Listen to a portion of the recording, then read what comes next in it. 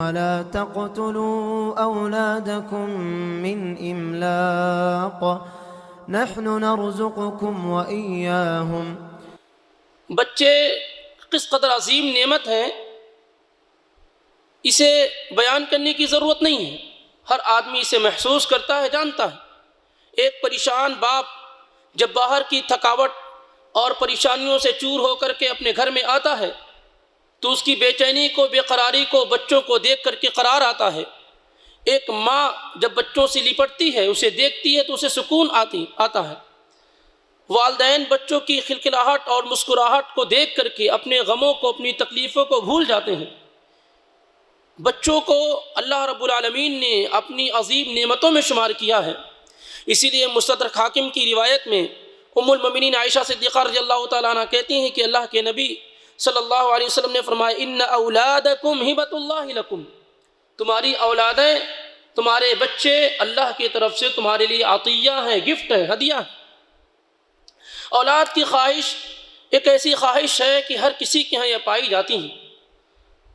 کوئی ایسا شخص جسے اللہ تعالیٰ نے اولاد کی دولت سے محروم کر رکھا ہے، کبھی آپ اسے تنہائی میں ملے، گفتگو کریں، بات چیت کریں، آپ اس کے کرب کو، اس کی تکلیف کو، دنیا کی تمام نعمتوں کے موجود ہونے کے باوجود ایک نعمت جو اولاد کی صورت میں اللہ نے اسے نہیں دی ہے، وہ تمام نعمتوں کو کے اعتبار سے بڑا کمزور نظر آئے گا۔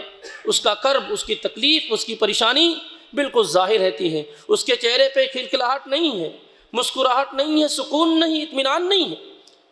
اس لیے بچوں کی نعمت بڑی عظیم نعمت ہے۔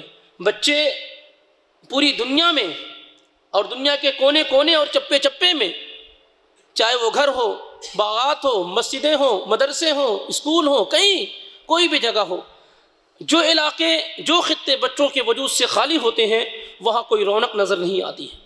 بچوں کے بغیر گھر ایسے ہی لگتا ہے جیسے باغات ہوں اور اس میں کوئی پھل نہ لگا ہوا ہو، کہ آدمی جائے اور یوں چلا آئے، کچھ وہاں نہ ملے۔ ایسے بچوں کے بغیر گھر ویران لگتے ہیں۔ تو بڑی قیمتی نعمت ہے، بڑی عظیم نعمت ہے بچوں کا وجود۔ اس لیے جس کو بھی اللہ تعالیٰ نے اولاد کی نعمت سے مالا مال کیا ہے، اسے دن رات اس کا شکر ادا کرتے رہنا چاہیے، اس کو شکر ادا کرتے ہیں، اس لیے کہ اولاد کی نعمت ایسی نعمت ہے جو کوئی اور دے ہی نہیں سکتا ہے۔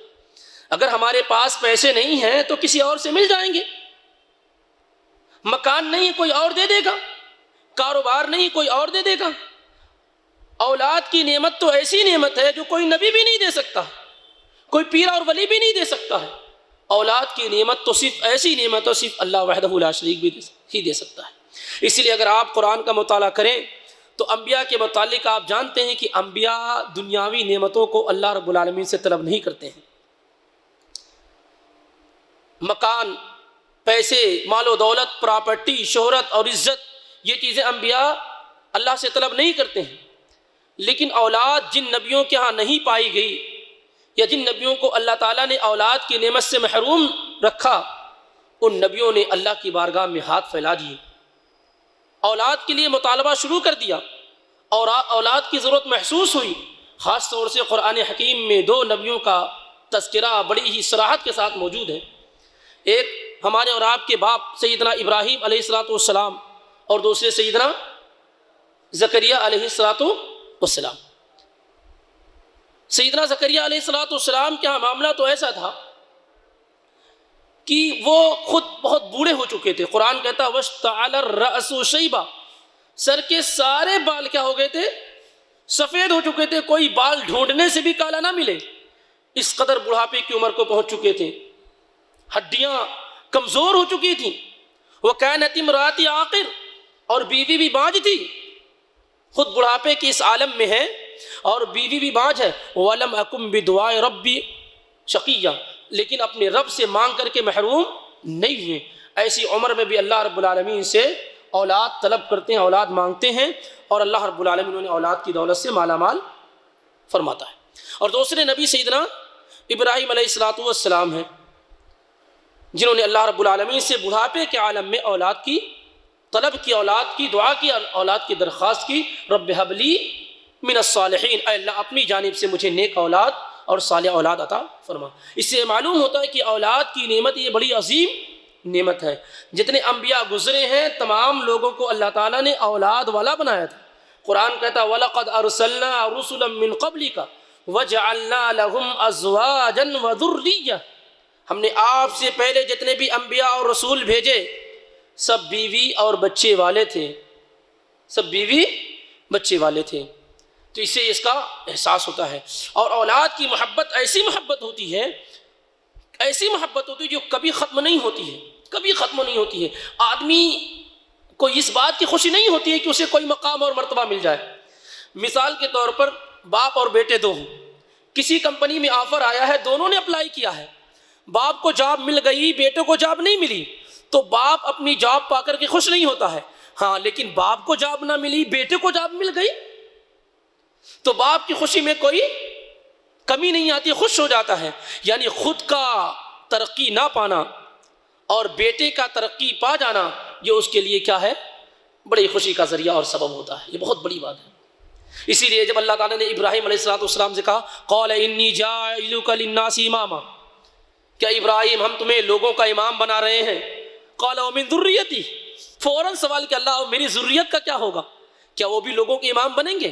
قال لا ینال عہد الظالمین، اللہ نے کہا جو ظالم لوگ ہوں گے ان کو میری یہ بات نہیں ملے گی، ان کو میں امام نہیں بناؤں گا. تو دیکھا آپ نے، جیسے اللہ تعالیٰ نے کہا کہ میں تمہیں امام بنا رہا ہوں، ایک مقام اور مرتبہ دے رہا ہوں، تو فوراً اپنے آل و اولاد کا سوال کر بیٹھے. اور یہی بات بار بار انہیں قرآن میں بیان کی ہے جو ابراہیم علیہ السلام کی ہے. رب اجعلنی مقیم الصلاۃ ومن ذریتی، اللہ مجھے نمازی بنا اور میری آل و اولاد کو نمازی بنا. یعنی آدمی فوراً اولاد کا سوال کرے. اور یہ بات چھوڑیے، قرآن تو ان ایسی چیزوں کو بیان کرتا ہے اور محبت، بچوں کی محبت کی ایک انتہا کو بیان کرتا ہے. آپ جانتے ہیں نوح علیہ السلام کا بیٹا، نوح علیہ السلام کا بیٹا مومنوں میں سے نہیں تھا، اور اللہ تعالیٰ نے کا فیصلہ آیا کہ جو لوگ ایمان والے نہیں وہ سارے غرقاب ہوں گے، سارے برباد ہو جائیں گے. لیکن جب بیٹا ڈوبنے لگا، اور ابراہیم سیدنا نوح علیہ السلام یہ خوب جانتے ہیں کہ بچنے والے صرف وہی لوگ ہیں جو اللہ کے حکم پر اس کشتی میں سوار ہیں. لیکن کیا کہا ایسے عالم میں؟ دیکھیے بیٹی کی محبت غالب آ گئی. کافر بیٹا، نافرمان بیٹا، یا بنی ارکب معنا، اے میرے بیٹے، ایسے یعنی الفاظ دیکھیے قرآن کے. ہمارے ہاں یہ بھی بڑی کمی ہے کہ والدین اپنے بچوں کو محبت کے الفاظ میں نہیں پکارتے ہیں. حالانکہ دیکھیے سیدنا نوح علیہ السلام نے اپنے کافر بیٹے کو، نافرمان بیٹے کو پکارا تو کیا کہا؟ یا بنیا، اے میرے پیارے بیٹے. اگر ہم اس کو اردو میں ترجمہ کریں گے تو یہ کریں گے اے میرے پیارے بیٹے، اے میرے لختے جگر، ارکب معنا، ہمارے ساتھ سوار ہو جاؤ، ہمارے ساتھ سوار ہو جاؤ کشتی میں. لیکن اس نے کیا کہا؟ نہیں اس کی ضرورت نہیں. قال سآوی الی جبل یعصمنی من الماء، میں پہاڑ کی چوٹیوں پہ چڑھ جاؤں گا جہاں پانی نہیں پہنچے گا.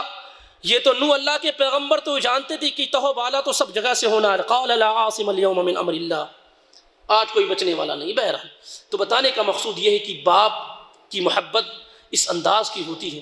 بیٹے بچے کتنے بھی نافرمان ہو جائیں لیکن ماں باپ کے دلوں سے محبت ختم نہیں ہو پاتی ہے.